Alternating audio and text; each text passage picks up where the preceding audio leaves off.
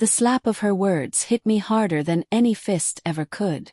I stood frozen in the dimly lit hallway of our apartment building, the cold metal of the doorknob biting into my palm as I clutched it, eavesdropping on a conversation that wasn't meant for my ears. "Oh, please, Jake," her voice purred, laced with that fake sweet venom I'd heard whispers about but never witnessed. "Your new little plaything. She's nothing but a rebound. Look at her, clinging to you like a lost puppy. Pathetic. I bet she doesn't even know how to satisfy you the way I did." Laughter followed, sharp and crystalline, shattering the air. And then his voice, my Jake's voice, soft, almost apologetic. "Come on, Sarah, don't be like that. She's trying." No defense. No outrage. Just a weak deflection that twisted like a knife in my gut. Humiliation burned through me, hot and acrid, rising from my stomach to my throat. I backed away from the door, my heels scraping against the worn carpet, heart pounding so loud I thought they'd hear it. Sarah, his ex, the one he'd sworn was ancient history, a toxic chapter closed forever. Yet here she was in our building mocking me to his face, and he let her. Worse, he sounded like he agreed deep down. I fled to the elevator, tears blurring the fluorescent lights into streaks, my mind a whirlwind of fury and betrayal. How dare she? How dare he? By the time I reached the street, the cool night air slapping my face like a wake-up call, resentment had already taken root, coiling around my heart like thorns. That night, I paced our small living room, the city lights flickering through the rain-streaked windows like distant fireworks. Jake wasn't home yet. He'd texted some vague excuse about running errands. Errands that involved her, apparently. I poured myself a glass of wine, the deep red liquid swirling like blood in the dim lamp glow. My hands trembled as I sipped, the tartness biting my tongue. Memories flooded in. Our first date 6 months ago, when he'd looked at me with eyes full of promise, calling me his fresh start. The way he'd held me after his breakup with Sarah, whispering how she'd cheated, lied, manipulated him into staying far too long. I'd believed him. I'd been his rock, piecing him back together while ignoring the red flags, the late-night texts he dismissed as work, the way his eyes lingered on old photos before deleting them. But now, denial cracked like thin ice under my weight. Was I really just a placeholder? The thought gnawed at me, fueling a resentment that grew sharper with every tick of the clock. I imagined confronting him, screaming until my voice broke, but doubt crept in. What if he turned it around on me? Called me paranoid, insecure. I'd seen it in movies, read it in those Reddit threads I scrolled through late at night. Women like me gaslit into silence. Well, I wouldn't be that. Obsession flickered to life, a dark flame. I needed proof. I needed to understand why he'd betray me like this. The door clicked open around midnight, and Jake slunk in.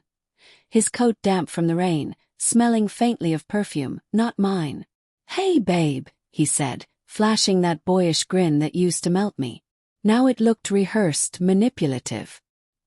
He leaned in for a kiss, but I turned away, busying myself with the wine bottle. "Rough day?" he asked, his tone casual, as if nothing had happened. I forced a smile, my voice steady despite the storm inside. "Yeah, something like that. Saw Sarah in the lobby earlier. She looked smug." His eyes widened for a fraction of a second, guilt, before he shrugged it off. "Oh, her. She just dropped by to pick up some old stuff. No big deal." Liar. The word screamed in my head, but I swallowed it, letting the conversation drift to mundane things. Dinner plans, weekend ideas. Inside, though, my thoughts raced. Why protect her? Why not tell me she'd been mocking me? Heartbreak settled in, heavy and suffocating like a weight on my chest. I'd given him everything. My time, my trust, my love, and this was the repayment. Sleep evaded me that night. Lying beside him, his snores rhythmic and oblivious, I stared at the ceiling, shadows dancing from the streetlights below. Fantasies of justice played out in my mind. Storming into her apartment, exposing her cruelty in front of mutual friends, making her feel the humiliation she'd inflicted. But doubt whispered back. What if I was overreacting? Maybe he'd just been caught off guard. Well, His words echoed. She's trying. As if I were a project, not a partner. By dawn, resentment had hardened into resolve. I wouldn't confront him yet. I'd wait, gather ammunition. Revenge, I realized, wasn't about explosive anger. It was a slow poison, administered with precision. The next morning, over coffee, the bitter steam curling up like my simmering rage, I tested the waters. "Jake, do you ever miss Sarah?" I asked, my voice light, probing. He paused, fork midway to his mouth, eggs dripping onto the plate. "What? No, of course not. Why bring that up?" "Just curious." She seemed familiar with you yesterday. I watched his face, the subtle twitch of his jaw, the way his eyes darted to the window. "She's history, Emma. Let's not dwell." But his tone was clipped, defensive. Suppressed rage bubbled in me, but I nodded, smiling sweetly. Inside, plans formed. I'd check his phone, follow his patterns. Moral conflict tugged at me. Was I becoming the paranoid girlfriend he might accuse me of being? But betrayal justified it, didn't it? The heart doesn't heal with politeness. Days blurred into a haze of quiet observation. Work became a distraction. My desk at the marketing firm piled with untouched reports, my mind elsewhere. Colleagues noticed my distraction, the dark circles under my eyes, but I brushed them off with excuses about stress. At home, Jake was his usual self. Affectionate, attentive. But now I saw the cracks. The way he'd angle his phone away when texting, the unexplained absences. One evening, while he showered, steam fogging the bathroom mirror, I slipped into our bedroom and grabbed his phone from the nightstand.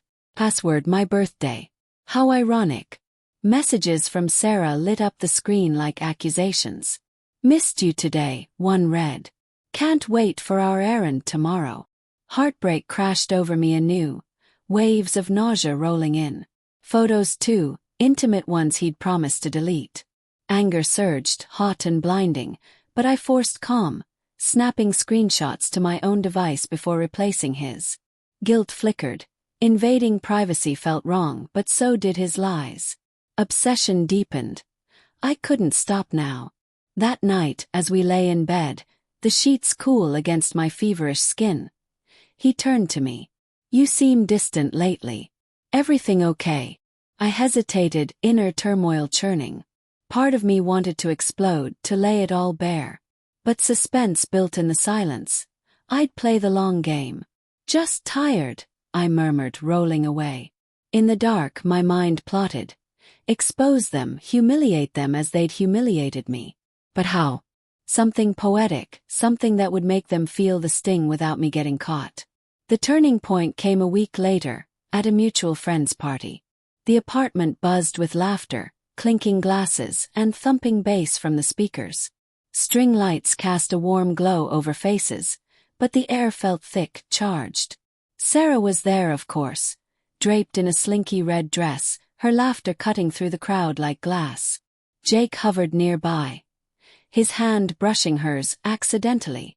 I watched from the kitchen, nursing a drink, resentment boiling. She spotted me, sauntering over with a predatory smile. "Emma, right? Jake's new friend." The word dripped with mockery. Her eyes raking over me like I was beneath notice. Humiliation flared, but I met her gaze. "Girlfriend, actually. And you must be the ex. Heard you were quite the handful." Her laugh was forced, eyes narrowing. "Oh honey, you have no idea. But don't worry. I'm sure you'll figure it out soon enough." She leaned in, breath hot with alcohol. "He always comes back to what he knows." Fury ignited, but I held back, smiling coldly. "We'll see." As she walked away, swaying her hips, Jake approached, his face flushed. "What was that about?" he asked, voice low. "She mocked me. Again." My words were sharp, testing. He sighed, rubbing his temple. "Sarah's just Sarah. Don't let her get to you. Maybe you should apologize for snapping at her. It'll smooth things over." Apologize. The word exploded in my mind like a bomb. Heartbreak and rage fused into cold resolve. He was choosing her, protecting her cruelty. Betrayal complete. That night, as the party wound down and we drove home in tense silence, the rain pattering on the windshield like accusatory fingers, I knew revenge was inevitable. But it would be subtle, calculated, a slow unraveling of their worlds. The decision crystallized in the quiet hours after the party, as Jake slept beside me, oblivious to the storm I'd become. I slipped out of bed, the wooden floor creaking under my bare feet, and padded to the living room.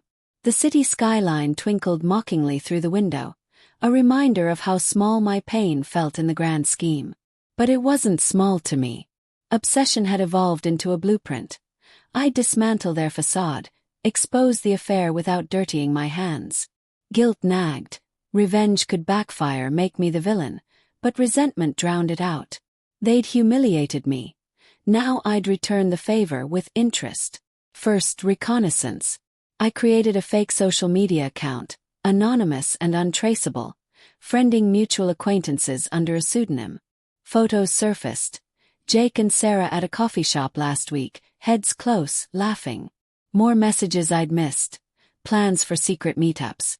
My stomach churned, but I catalogued it all, screenshots stacking like evidence in a trial.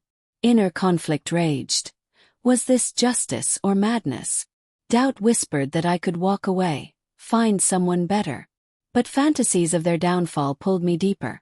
Seeing Sarah's smug face crumble, Jake begging for forgiveness. I started small, planting seeds. At work, I confided in a colleague who knew Sarah through circles, subtly mentioning rumors of her poaching exes. Word spreads fast in our interconnected world. Soon whispers reached me. Sarah's boss questioning her ethics after an anonymous tip about workplace flirting. It wasn't much, but it chipped at her armor. Jake noticed her stress during their clandestine calls. I'd bugged his phone with a cheap app, hidden in the app drawer. Eavesdropping became my ritual, the tinny voices through my earbuds fueling my resolve. One evening, as autumn leaves swirled outside our window like confetti from a ruined celebration, Jake came home agitated. "Sarah's having a rough time," he muttered, collapsing onto the couch. The leather creaked under him, the sound grating. "Oh!" I feigned concern, stirring pasta on the stove, the sizzle of garlic masking my pounding heart. What happened? Some bullshit at work. People talking behind her back. His eyes met mine, searching. Suspicion. No, just worry for her. Pity twisted into anger inside me. Maybe she brought it on herself. Karma's a bitch. He frowned. That's harsh, Emma.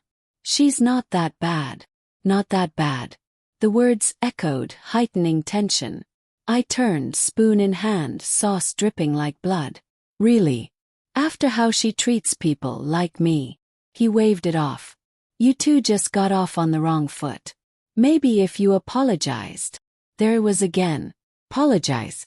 Fury surged, but I swallowed it, nodding. Maybe. Inside, plans accelerated. Moral grayness enveloped me. I wasn't hurting anyone physically, just revealing truths. But was that a lie I told myself? The slow burn intensified. I leaked photos anonymously to a gossip forum. Reddit, fittingly, under a throwaway account titled Betrayed and Broken. The post went viral in our niche community. My BF's ex is stalking him, proof inside. Links to blurred images, enough to identify without doxing. Comments poured in, outrage building like a wave. Sarah's socials lit up with accusations. Friends distanced themselves. Jake's phone buzzed incessantly that night. His face paling as he scrolled. "What's going on?" I asked innocently, peeking over his shoulder. The screen glowed with notifications, the blue light casting shadows on his worried brow. "Sarah's getting slammed online. Some post about us. It's all lies." But his voice cracked, guilt seeping through. Heart racing with cold satisfaction, I hugged him. That's awful. Who would do that? Hypocrisy burned, but so did justice. As days turned to weeks, tension coiled tighter. Jake grew distant, snapping over small things, the clatter of dishes, my questions about his day. One rainy afternoon, thunder rumbling like distant warnings. He confronted me. "Emma, have you been looking into my stuff?" My pulse spiked, fear mingling with defiance. "What? Well, Why?" His eyes, once warm, now accusatory. "Sarah thinks someone's targeting her. And you've been acting weird." Suppressed rage boiled over. "Weird? After she mocked me to my face. After you told me to apologize." Words tumbled out, unplanned, the dam breaking. He recoiled. "You heard that. Emma, it wasn't. Save it." Heartbreak resurfaced, raw and aching. "I know about the messages, the meetups. You're still hooked on her." Silence stretched, thick and electric. Then confession. "It was a mistake. I was confused. But I love you." Too late. Resentment had forged me into something unyielding. "Love. You let her humiliate me." I stormed out, rain soaking me as I wandered the streets, neon signs blurring through tears. Doubt crashed in. Was revenge worth this pain? But no turning back.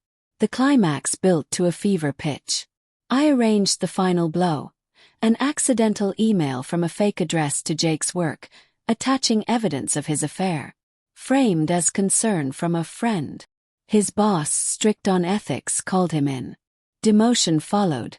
Whispers of infidelity clashing with company image. Sarah, already fragile, cracked under the pressure, lashing out publicly, only to dig her hole deeper. That night, he begged at our door, soaked and desperate. "Emma, please." It was her idea, the mocking, the sneaking. I was weak. Manipulation even now. Cold resolve hardened. Weak. You chose her every time. I shut the door, the click echoing like finality. But the twist came unexpectedly. Weeks later, as I rebuilt, new apartment, fresh start, a message arrived. From Sarah. "You think you won?